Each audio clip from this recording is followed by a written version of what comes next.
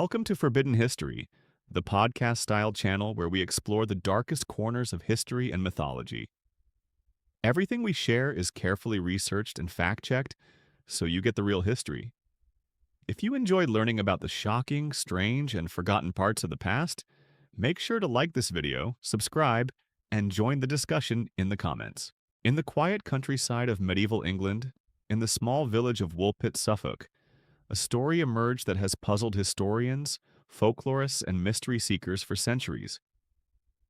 It was said that two children, a brother and sister, appeared seemingly out of nowhere in the middle of the 12th century. Their skin, according to chroniclers, was green. They spoke no recognizable language, wore unusual clothes, and at first refused to eat anything but raw beans. Over time, one of the children died. The other survived, learned English, and told a story so strange that even today it is debated whether it was myth, folklore, or something far stranger. Were they refugees from another village, victims of famine and disorientation? Or could they have been beings from another world, lost in medieval England?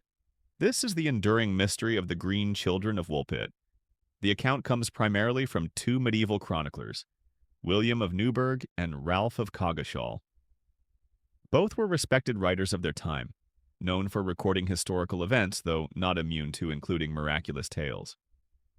They described how, during the reign of King Stephen or possibly King Henry II, the villagers of Woolpit discovered two children near some wolf pits, deep holes dug to trap wolves.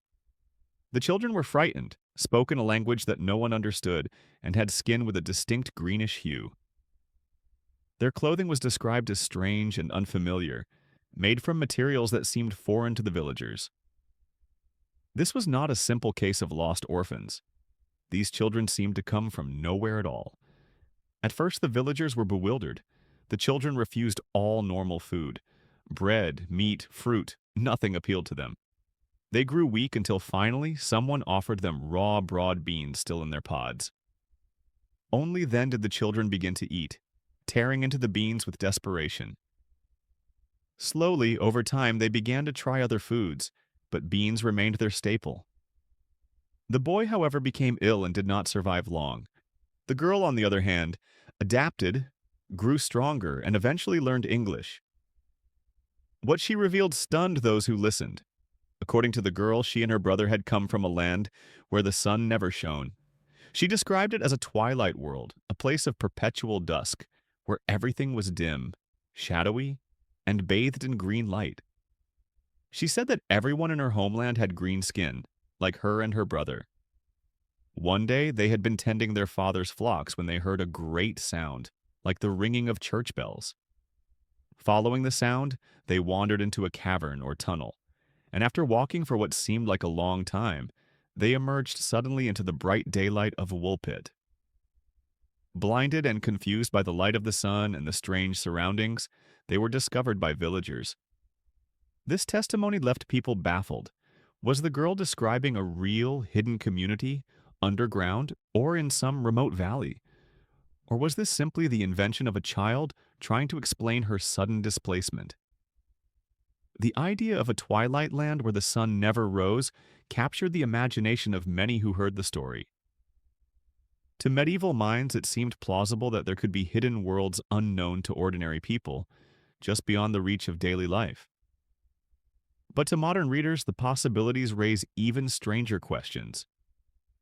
One interpretation is that the children were simply Flemish immigrants. At the time, many Flemish settlers lived in England, often persecuted during political turmoil.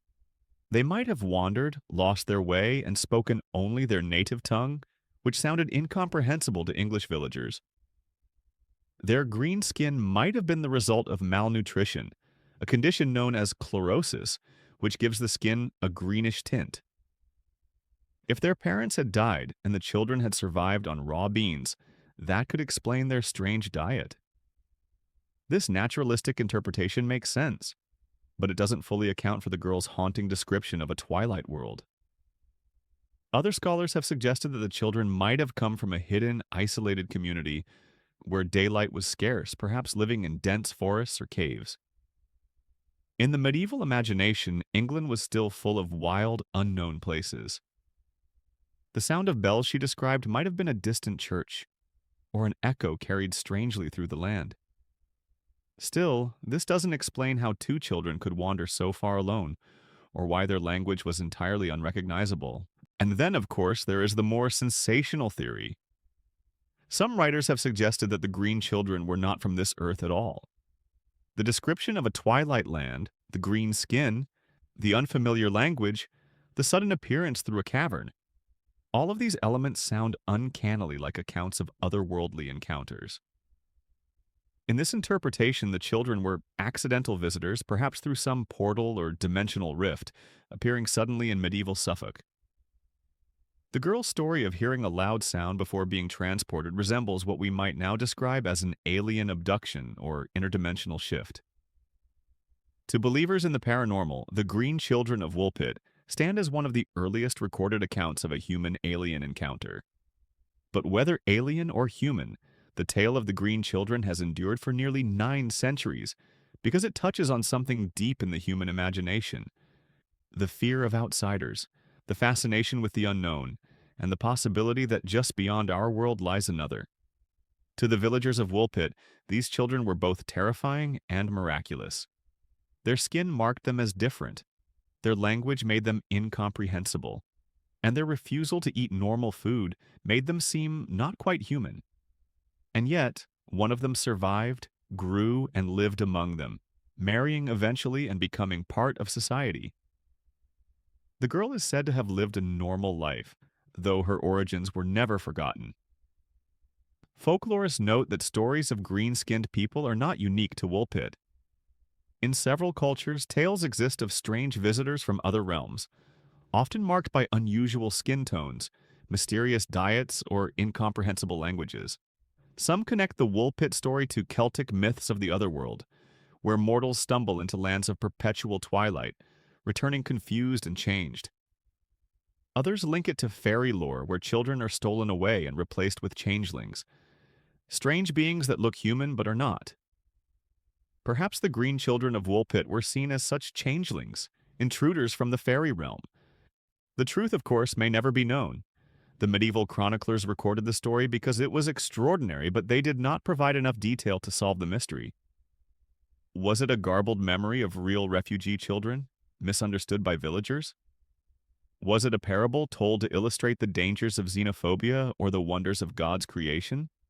Or was it, as some still wonder, evidence of an encounter with beings from another world?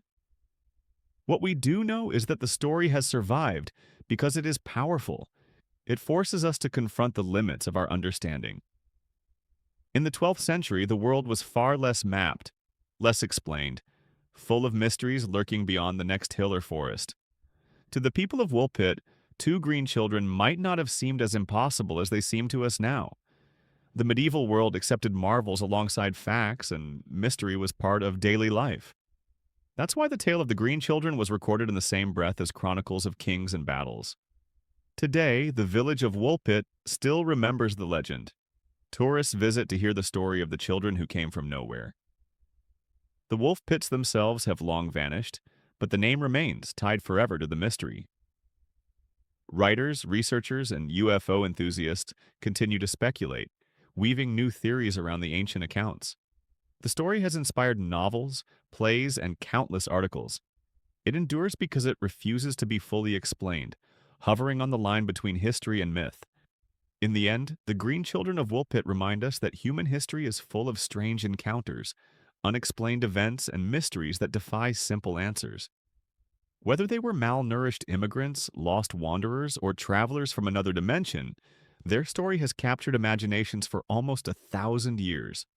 Perhaps the real lesson is not whether they were aliens or not, but that every age has its mysteries, and that our curiosity, our hunger to explain the inexplicable, is what truly connects us across centuries. The Green Children walked out of the twilight into the bright daylight of Suffolk, and they remain with us, a legend that still asks the same question. What if we are not alone? And what if the boundaries of our world are not as fixed as we believe?